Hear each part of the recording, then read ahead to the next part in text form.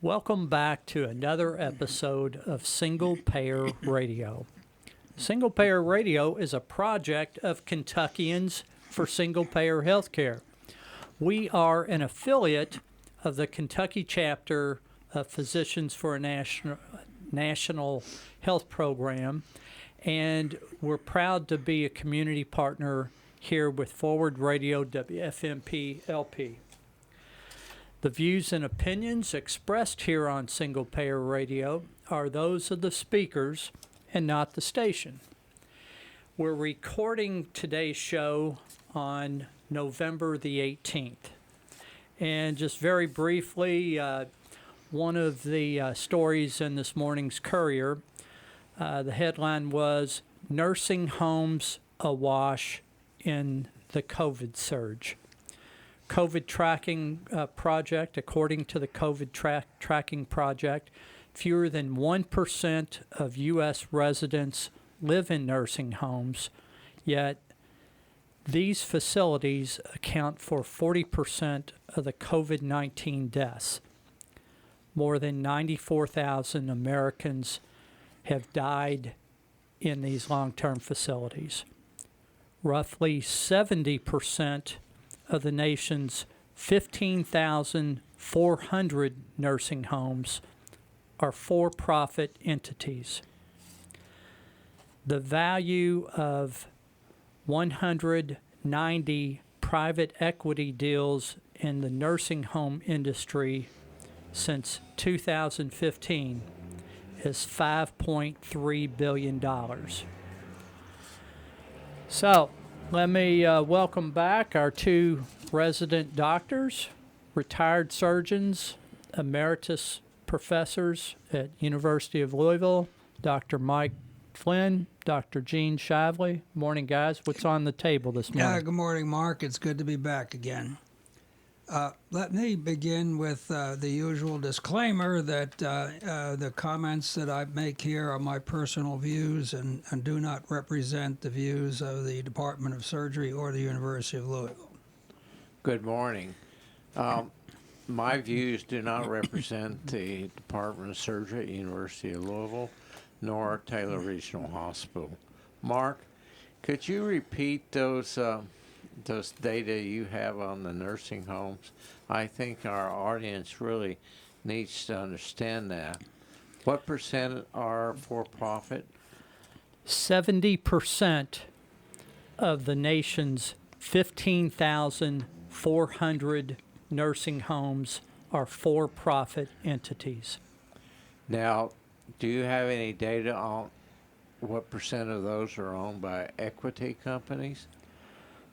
Well, I did bring up that since 2015, you had 190 private equity deals in the industry, and that amounted to $5.3 billion just since 2015. And it's trending more and more. I guess you all might be discussing that this morning. Yeah, our topic for today is going to be investor-owned health facilities. And I'd just like to make a comment to the listeners that a challenge that they don't need to believe anything that we say today. And I would challenge them to go out and use whatever resource that you're comfortable with, whether it's newspaper articles, medical journals, or the reports from organizations like Kaiser Permanente. There's a huge amount of information out there about investor-owned health care facilities. And again, we're not making this stuff up. Let me just begin with kind of set the table a little bit about kind of where we are in terms of healthcare in this country today. Number one, in the United States, healthcare is not a system. I've seen two or three different descriptions of it. One was a patchwork, and the one that I think is probably more appropriate is a crazy quilt. So we have an assortment of government-run activities. We've got Medicare, which is an insurance program for people over 65. And we have Medicaid, which unfortunately is different things in different states for different people.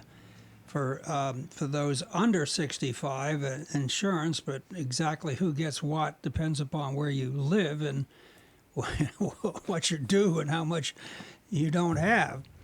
Then there's a military system. The Army, Navy, and the Air Force all have health systems. And, when you hear people talk about socialism, I've spent 20 years as a reservist in the Navy, worked in hospitals in this country and overseas, and this is basically social system of medical care, and nobody pays for having your appendix removed or getting a biopsy or having your heart disease treated. And the president, when he took the helicopter to Walter Reed National Medical Center, didn't pay for it because nobody pays for health care when they're in the military. And in a similar way, you've got the VA, public health system, and an assortment of nonprofits. In Louisville, for example, Norton Healthcare is a not-for-profit. U of L is not-for-profit, which runs a large number of hospitals and medical practices today, which they didn't up until recently. And Baptist is not-for-profit. And before Kentucky One, which ran the Jewish hospital system and Lady of Peace and a number of other physician practices went under, it was run by CHI, Catholic Health Initiatives from Denver, which was also not-for-profit. And then we have over 1,000 for-profit health insurance companies, which are taking hundreds of billions of dollars every year out of the healthcare system for an assortment of non-healthcare activities. So the system or lack of system, healthcare in this country is vulnerable to the for-profit predators. And the best examples of that are the for-profit health insurance companies and the pharmaceutical industry. And as we'll talk about in a little bit, if things can get worse, we're going to talk about investor-owned health facilities. We have 70, 80 million citizens in this country who are either uninsured or underinsured and vulnerable to medical bankruptcy. 60% of bankruptcies in this country are of medical origin. That's the people that can't meet the costs of their health care. Rural and inner city safety net hospitals are closing. And this idea that the competitive medical marketplace will solve all these problems is a fantasy, which allows an ideology which allows exploitation of health care as a commodity versus a public service. So this is not a happy situation. Gene, having given vent to my views about current health care, I'm going to turn the floor over to you. Well, I think we ought to define the difference between profit and not-for-profit hospitals. Almost all the insurance companies in this country are now for-profit. And the last really big not-for-profit insurance company was Blue Cross Blue Shield, which gave up in, I think it was 97, and they became for-profit. For-profit hospital is a company who has investors, just like Columbia HCA. The first of the for-profit companies was Humana, which originally was a for-profit hospital company. They started off as a nursing home, and then I think it was like 72 they bought St. Joe's Hospital, and then extended from that into a for-profit hospital company. And that means that they have investors. You can go buy, like Columbia HCA, you can go buy stock off the New York Stock Exchange, and the money that they make, the stockholders get part of that in the form of dividends, and then whatever their stock's worth. Just like any other company, if you buy Columbia HCA at $100 a share today, and 2 weeks from now it's worth 110, you sell it, you make money. Now, they claim that the reason the for-profits do well is because they're investor-owned. They pay taxes, and they say that they're more efficient, and that they are better to compete. Well, to be more efficient in healthcare, it means that you have to decrease your cost, and you decrease your cost by decreasing the number of personnel that's working for you and other things. Now, we've known since the early 70s that competition in healthcare is different than the rest of the capitalistic system. Don't get me wrong. I'm absolutely for making money on the stock market in the capitalistic system, but it doesn't work for healthcare. And let me just give you an example. If you buy a very expensive machine in a big city, and it costs a lot of money to treat that person, and there's only a certain number of people who need that. For example, let's say it's a proton radiation.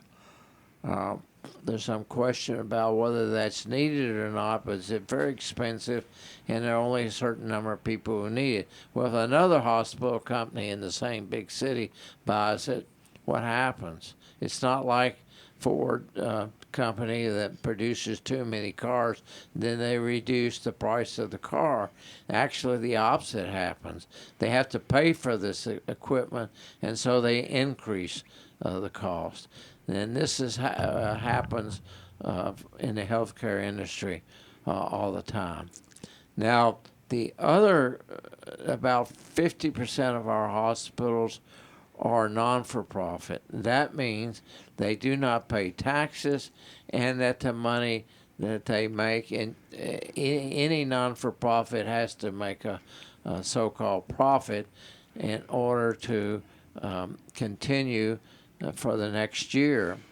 Now, I have to admit that some of these not-for-profits, you have to be careful where the money goes, and sometimes it's really difficult.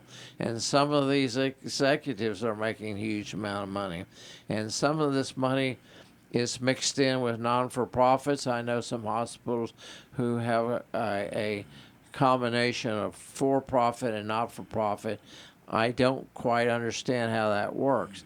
And another example is before the COVID endemic, Mayo Clinic was building a luxury hotel for its clients. But of course, they're a non-for-profit. But how does building a luxury hotel help you take care of patients? Well, we'll get into some of the specifics of all this investor-owned or for-profit management of healthcare facilities, but as you alluded to, both Humana and Columbia HCA ran University Hospital for different periods of time. This was not a pretty sight. And not only was it there are issues of staffing, there are issues of just maintenance of the hospital. There's the Quality and Charity Care Trust that was negotiated years ago between, I think John Y. Brown was a governor at the time, and I don't remember. I guess David Jones, because I guess it was when Humana took over, and I could be wrong about that, University Hospital, but this was a bucket of money that was given to University of Louisville Hospital as the cost of doing indigent care. And, you know, the faculty who were treating the patients that was just part of their job. But it wasn't pretty, and the resources that were extracted from that were then when U of L took it back and started to manage it itself. Those resources, instead of being used for HCA profit or Humana profit, were reissued back into the hospital, and they were used to improve the staff, fix the elevators, paint the walls, and do all the things that you needed to do for which is what basically a safety net hospital for Louisville, as well as a level 1 trauma center. I've just got a question for you, Mike. Sure. When you said issues of staffing, you were referring to they came in and cut staffing. Yes. Is that correct? Yes. Okay. I mean, this was. I have to go back a long way to remember all the details. Okay. But it was. I was on the board of the Brown Cancer Center at the time, and one of Rick Scott's sort of right-hand men sat on the board one day, and a guy named David Vanderwater, and he sort of, in a sort of blustery way, was telling us all how they knew how to manage the medical staff, and they would kind of take care of things, and and they weren't going to have a lot of trouble from the medical staff. And I was in practice with a renowned surgeon from Louisville named Condit Moore, and Condit Moore was at least partly responsible for the Brown Cancer Center, because he along with I'm having a mental block here, but he got together with Wilson Wyatt Sr., who was another, these were two men of a very high renown in the local community, and they put together the fundraising. Condit had the idea, and then Wilson Wyatt Sr.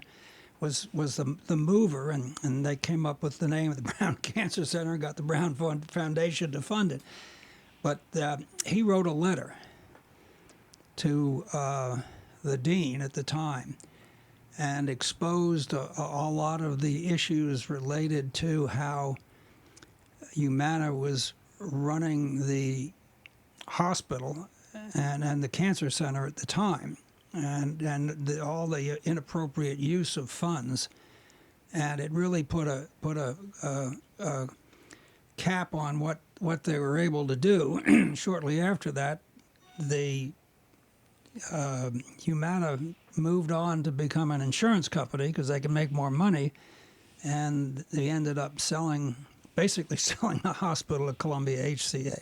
And Mike, could you remind people about Columbia HCA? Didn't they, as Rick Scott was their CEO, didn't they get caught when you say this dude said HCA knew how to manage hospitals? Didn't they have an issue with defrauding Medicare? They had a huge issue.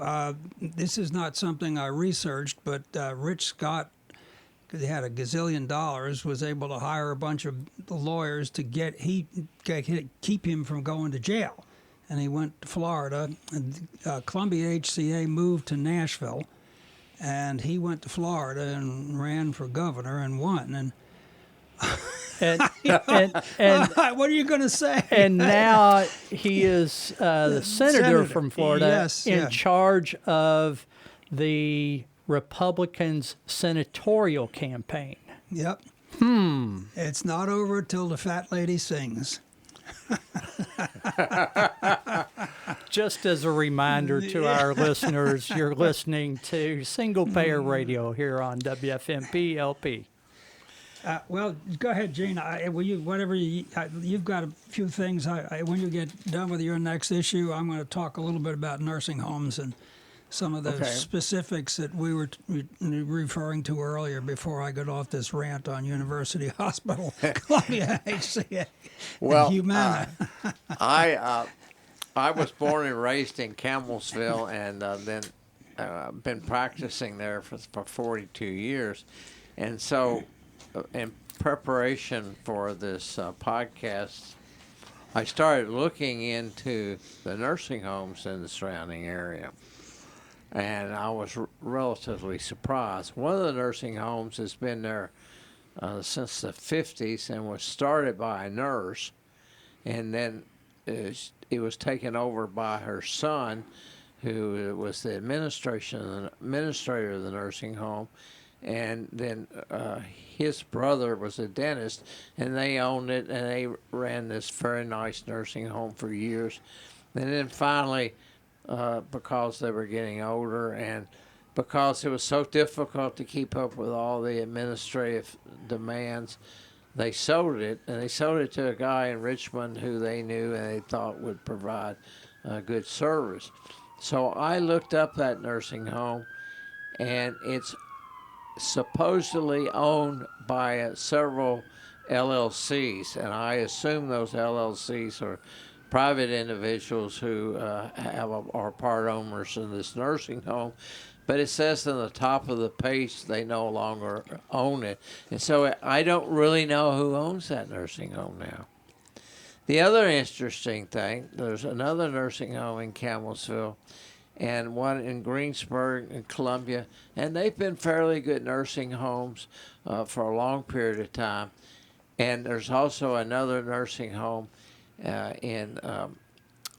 over at Casey County in Liberty, and they are all owned now by a for-profit company that's based here in Louisville that owns lots of nursing homes here in Louisville and in other states.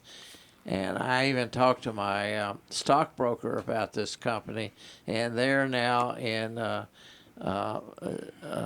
bankruptcy in Chapter 11. So the issue comes up, what do you do about nursing homes? I know a nurse who, her mother had dementia, and she was somewhat combative, and she went to almost every nursing home in the state of Kentucky and couldn't get her admitted because she was combative. I had the same problem with my mother-in-law. We finally did get her admitted at the end, but it's becoming very, very difficult to get people in nursing homes. The other problem is their reimbursement is low. And then the other problem is, where are you going to get people to work in nursing homes? Because it is extremely difficult to take care of people who've had a stroke, who they have to be fed, they have to have their diapers changed, and they have to be moved and turned every hour. It takes 3 people to get them up in a chair. How do we fix this problem? And it's a basic problem that I think eventually the government's going to have to step in at some point. And I don't mean the government's going to have to increase the regulations, because if they increase regulations more and don't increase reimbursement, then nobody's going to do it. And I don't know any not-for-profits who would be interested in. For example, 5 years ago, there were a lot of non-for-profit nursing homes in Louisville, but there are very few now. I know a guy who was on the board of directors of the Episcopal Nursing Home, but it's going to be very difficult to get church-related groups or other non-for-profits to go in, buy a nursing home, and try to take care of these people. Well, the hedge fund operators aren't going to make it any better. No, and that's going to make it lots worse. Yes, I was. Let me a few comments about nursing homes. I was surprised to learn, as Mark mentioned earlier, that 70% of nursing homes and long-term care facilities are investor-owned. And then, if you think about the issue there, an investor-owned company's goal is to make money. Healthcare, providing healthcare is not a goal. It is a vehicle in which these people figure out ways to take money out of the system that is not going to be used to provide care, but it's going to be kept as profit. They expect a return on investment of, I don't know, 10, 20, 30% a year, depending upon how much, they expect to get out of it, or what, which investment hedge fund is doing this. So how do they do this? Well, they fill up the beds, and they reduce the staff, and they reduce the services, and the result of that is poor quality care. And one of the things you mentioned a moment ago, Gene, is you didn't know who runs it. Well, they're very smart. So the way I was reading about nursing homes in Florida. Well, one company owns the building, so they get a certain amount of money out because of, I guess, the rent of the building. Another company then applies for a license to provide health care. I don't know what their financial benefit is out of that. And then another company will provide the staff. And it may be one company with the staff of housekeepers and another company that provides the healthcare facility. And I got a couple of stories here about some of the really bad things that can go on in nursing homes. And again, as I mentioned earlier, to anybody who's listening, don't take our word for this. Just get online, go to a source of information that you think is useful, and you'll have your hair standing on end when you read about some of the stuff that goes on in for-profit nursing homes. So the question then becomes, who's responsible for the care, the poor care, the medical errors, the medication errors, the bed sores, and the infections? So Florida nursing home, there's this person who's demented who is lying in bed and gets a bed sore. Well, if you put your hand on the lower part of your back, you can feel just above your buttocks, you can feel this hard bone of your pelvis, and there's relatively small amount of skin and fat over it. So if this person just lays in bed and doesn't get moved, which is a manifestation of bad nursing care, the skin overlying that bone dies, and then the fat underneath it dies, and they have an ulcer. Again, same demented person lying in bed, not being moved out of bed, as Gene, you mentioned earlier, has probably got a diaper on. Well, that needs to be changed on a pretty regular basis. And in this one particular situation, it wasn't changed, and the fecal contamination of not changing the diaper, which is down around the same area where you get the bed sore, caused an infection, which resulted in the death of this one individual, and the family got understandably were not happy with this and hired a lawyer. And when they tried to find out who was responsible for the care, that they had 5 or 6 layers of different groups of people, and it was literally a circular firing squad of people pointing fingers at each other. And one more quick story about the same thing. A similar thing, another patient in another nursing home Again, and you just go on and on and on with these stories. They're all out there. Had tracheostomy. Tracheostomy is a tube that is put into your windpipe so you can breathe. I don't know the reasons why it was there. Obviously, something going on with the ability of the patient to breathe, either because they had a tumor or maybe some other reason, but the presence of this metal or plastic tube in the windpipe requires a fair amount of medical care to keep it suctioned so it stays open. And in this particular case, this individual complained of difficulty breathing. Apparently, according to a record, hadn't been checked for 2 days and suffocated and died because the tracheostomy tube was plugged with dried mucus. And again, these are just two examples of the kinds of things that go on in nursing homes where the staff is diminished.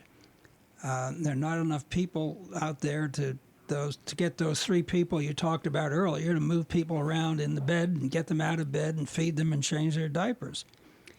So, I mean, I don't know what the solution is, but the problem is pretty obvious. And when you get into investor-owned medical practices, investor-owned hospital systems, it's all the same thing.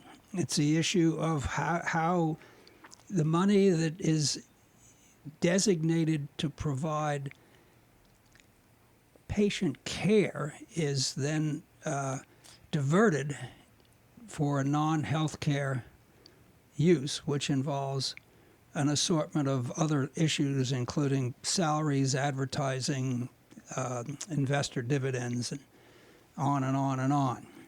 Well, Mike, let me just throw in you put a COVID-19 on top of those problems. Yes. And, oh, my God. Yes. Again, and that part of that issue with the COVID is the fact that we don't have a system. We don't have some ability to coordinate the activities of a safety net hospital, a university hospital, a community hospital, a nursing home to be able to move people around from one place to the other so that they can deal with this issue. I think to the governor's credit, they've really done a good job, as well as you can do under the circumstances, dealing with issues of outbreaks in the prisons and in the long-term care facilities in Kentucky. Because these are hard issues. I don't know how do you've got people all packed in together, and you can't empty out the prisons and you can't empty out the nursing homes, so you've got to try to deal with it the best you can. And they seem to have done, I think, as good a job as you can do under the circumstances. Well, the other issue is where are you going to find the people to work in these nursing homes? Yes. I can tell you that it takes a special person to get paid $15 an hour and do this kind of work. It is very hard. It's very demanding. And, you have a patient who is demented and is yelling at you and screaming at you, and you can't get somebody to help you. These are very, very difficult jobs. And so there is some defense, but I don't think one of the defense is making money. We need to take that money that's going to the stockholder, and it needs to be reinvested into the nursing home. One of the other issues is hospitals being bought by equity companies. And I'll just give you an example. Last year, LifePoint, which is a large company that has a lot of hospitals in the rural areas, was bought out by Apollo. Apollo is a large equity company that owns other companies. For example, they will buy a company that's in distress and then try to turn it around and sell it. They also buy divisions of a company and then try to turn that particularly a company around. For example, Apollo owns the security company ADT. They also own Hostess, and they own huge numbers of companies. Well, they now own two healthcare companies, and LifePoint is one of them. And the CEO of LifePoint got, I think it was $27 million when they separated, and Apollo bought them out. Now, why are sick folks, the money you make on them, why should that go to a financial company with stockholders and investors? And why shouldn't that money go back to the patient care, decreasing costs, and et cetera, et cetera? This is becoming more and more common, and I think if we don't turn that around, we're going to have a major problem. Well, Gene, we've lost our moral compass in this country when it comes to health care. And as I mentioned earlier, it's been allowed to be considered a commodity as the same as the industry that makes cars, or the market, or the tailor, or the grocery store, and vulnerable to profit, as opposed to being considered a public service, which is what it was considered for decades before it started to disintegrate in the 80s and the 90s. Let's just change horses just a little bit here, and then talk about some of the issues related to physician-owned practices. Now, this is the same general category as whether it's a hospital system, but I had got some interesting information about some of the specifics of what goes on when your practice is taken over and run or managed by an investor-owned company. So first of all, you have this huge conflict between providing health care and the profit for the investors. And which I didn't realize. Interesting that the target groups are emergency rooms, urology, gastroenterology, dermatology, surgical outpatient centers, imaging, X-rays, and ancillary, the laboratories. And so when an investor invests in something, they want a return on their investment, whether that's 10%, 20%, 15%. And apparently the pattern of behavior is that they buy a practice and then they, quote, improve efficiency, unquote, which means they increase revenue, decrease the cost. Then after 5, 6, 7, or a number of years, then they will then they sell that practice to another company that wants to improve the efficiency even more and cut the cost. So how does this work? Well, I looked at an interesting review of a large dermatology group in California. So the the equity owners take 20% profit. 20%? 20%. That's unbelievable. Off the top. The physicians sign a non-compete agreement. Now, as we both know, those things can be different things at different times. If you leave that group, you may have to stay away for 2 or 3 years before you can practice in that area, and there's a lot of variability in whatever exists in these non-compete agreements. They then encourage high profit activities, like doing a bunch of biopsies and Botox injections. So if you apparently anybody would come into that dermatology group that had a skin lesion, no matter what it looked like, they got it biopsied. That raises revenue. They set up financial goals for physicians. So they have this track. They're tracking people's activities to see how much money they brought in. They would encourage referral to other investor-owned companies within that network, like pathologists and the laboratories. Now, as we both know, there are good pathologists and not so good pathologists, and some pathologists are better at some things than others, but in this situation, it really didn't make any difference. They were encouraged to send their biopsies to the group of pathologists that were in the investor-owned network. And then they would cut costs by obtaining supplies, again, from other investor-owned companies, and regardless of the quality. One of the issues was they had obtained a series of needles, and the dermatologist would inject the local into the skin in order to numb it, and the tip of the needle would break off. And so instead of just getting the local anesthesia, the dermatologist had to dig around in the skin to get the tip of the needle out. And again, these are a million examples of how the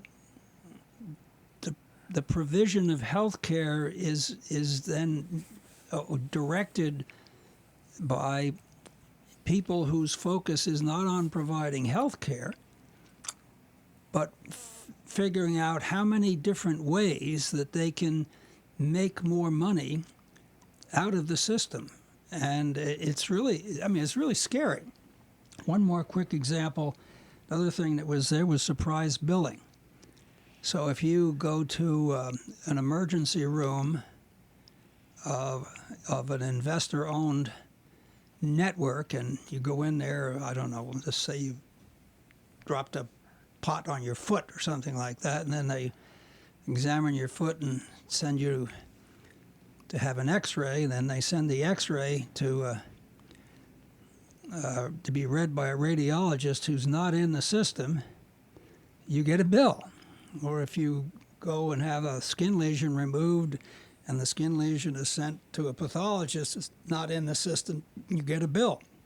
Now, I've had x-rays and had a lot of orthopedic things done. It never occurred to me to ask the orthopod whether the x-ray of my foot, my shoulder, was being going to be read by a radiologist within the system or without of the system. And I've been a physician for 50 years. And somebody who just happens to walk in to get something like that done. This is scary. And the whole concept of providing patient care is disrupted and marginalized by this desire to figure out as many little ways that you can pinch out a penny here and a pinch out a penny there, not to put it back in the system so that you can provide better care for the patient, but to take the money out of the system entirely and put it in the pocket of an investor who's want to get his 20% off the top.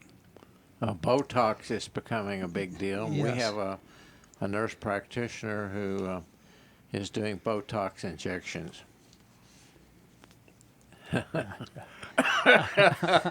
But let me just quickly inject that, as far as how it's trending, that private equity capital invested in healthcare grew from less than $5 billion per year in 2000 to $100 billion in 2018. That's a 20-fold increase. So if it's scary now, that Hold on to your seat. Yeah. It's just Yeah. it's gonna get worse. Now, Did you say 100 billion? 100 billion in 2018 alone. Wow, that's a lot of money. That's more money than Mike makes. I retired 2 years ago.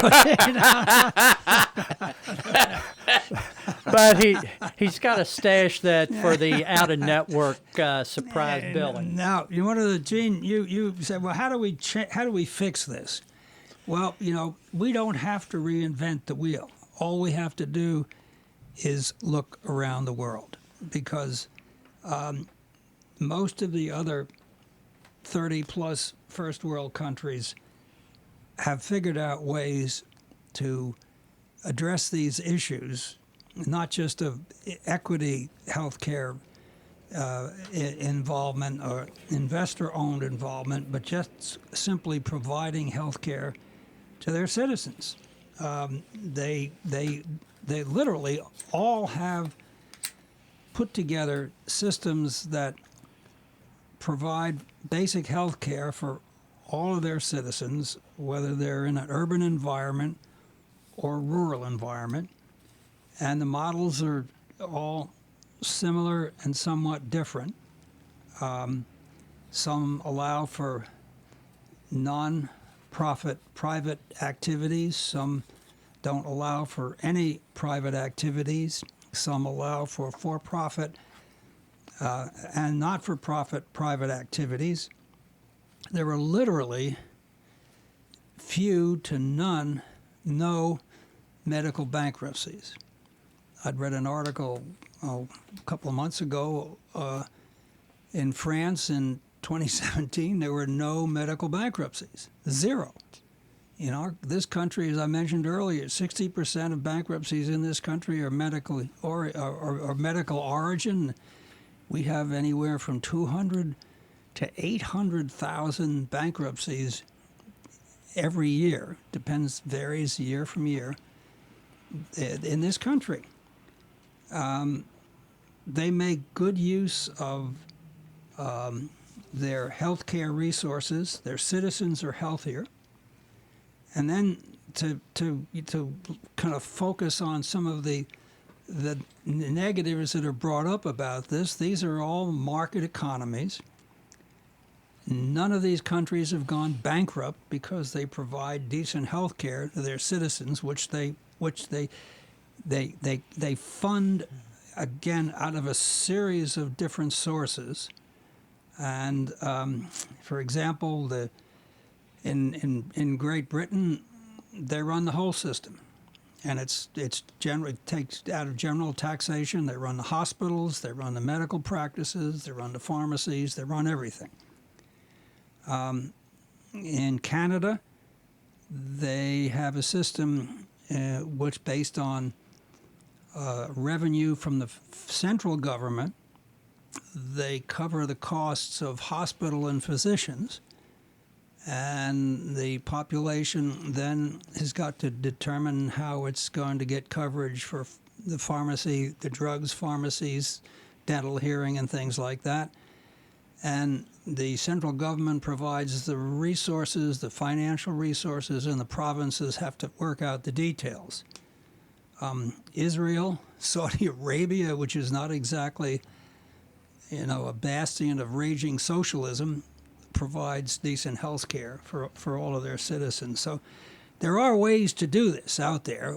The question is going to be whether we have the political will in this country. And I have some real doubts about that to make any major changes. Well, I want to prophesy here on what's going to happen in the. Okay, I'm holding on to my seat.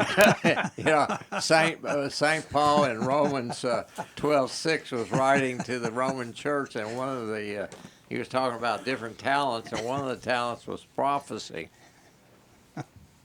And there's a new kid on the block that nobody's talked about. First, let me talk about the ACA. If the Supreme Court says the ACA is unconstitutional, then we're going to have a disaster. I don't think they're going to do that, but if they do, or if Congress decertifies the ACA, we're going to have about 20 million people with no insurance, about 100 million people with inadequate insurance. Let's hope that doesn't happen. Now, if the two Democratic senators win in Georgia, then it's going to be split 50-50, and the vice president will have to break the tie. And the Democrats will win.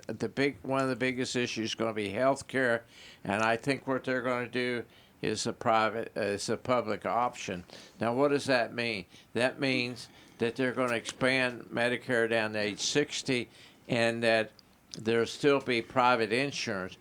But here's something that I have never thought about, and this is not my idea. This is not my prophecy, but it's a doctor named Belk, B-E-L-K.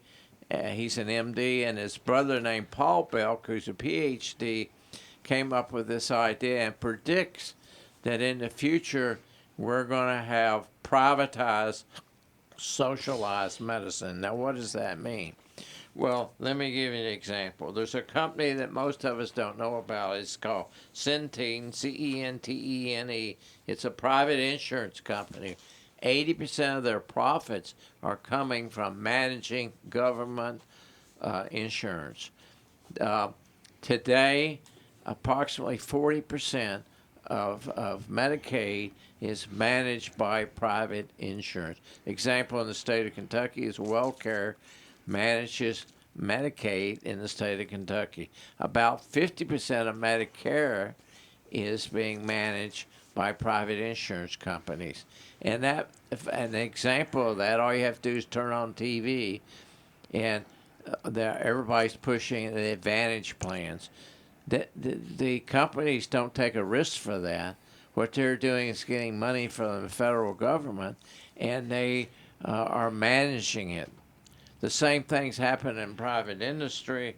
For example, a lot of the insurance that companies are buying for their employees are not really insurance that the insurance company is taking the risk on. That the company is taking the risk. They hire the insurance companies to manage it. If last year you had somebody who had a heart transplant, then your cost of insurance goes up the next year, and the insurance company gets more money.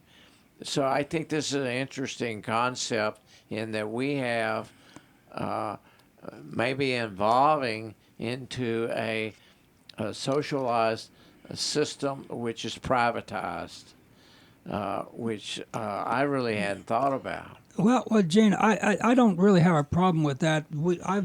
University of Louisville is self-insured. Right. Health, the university.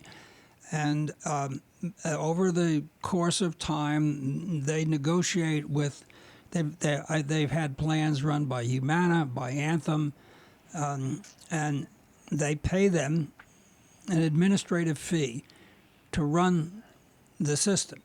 They don't allow them to profit from the system.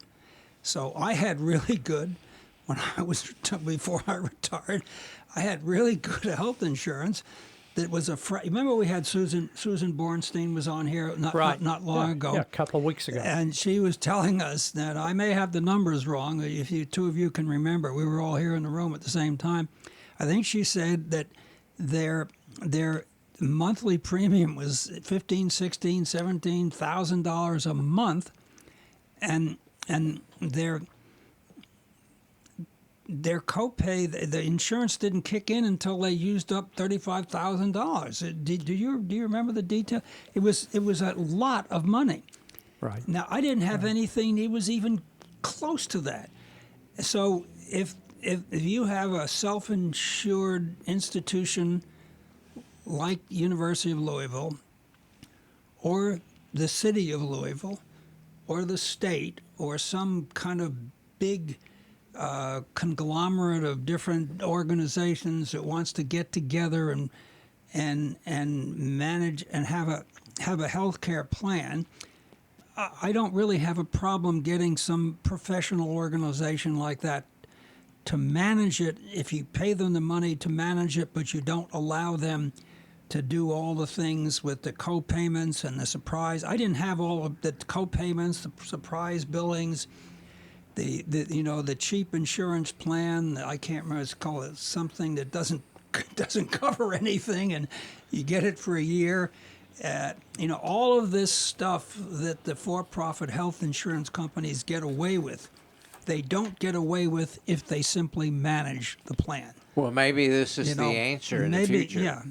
Yeah, the Republicans don't really have a plan, but if the Democrats are being criticized for having socialized our system, but we can say it's a public option or it's really a private option where we continue Medicaid and we continue Medicare, and then we guarantee that everyone in the country is insured.